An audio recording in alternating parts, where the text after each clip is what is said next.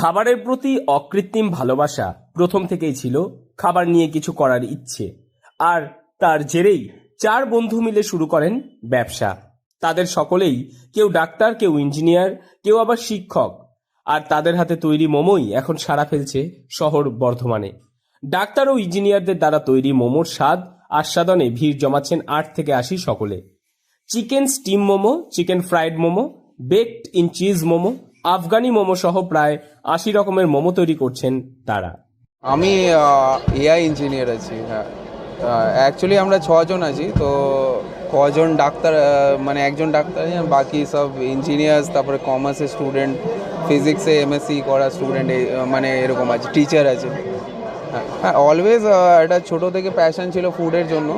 তো ওটাকেই ধরে রাখা হয়েছিল। আর যতদিন জব বা কিছু পাওয়া হয়নি ততদিন ইনভেস্টমেন্ট বা ওরকম কোনো হেল্প ছিল না। তো জবে স্টেবিলিটি এলো তবে আমরা স্টার্ট করলাম এটা।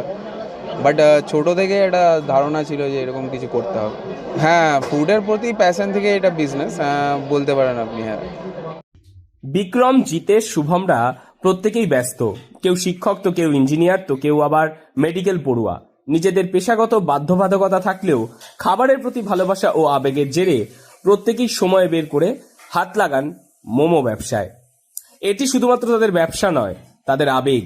ভবিষ্যতে এটিকে একটি ব্র্যান্ড বানাতে চান তারা, এবং শুধু পশ্চিমবঙ্গ নয়, পশ্চিমবঙ্গের বাইরের বিভিন্ন রাজ্যেও দোকান করার ইচ্ছে রয়েছে তাদের।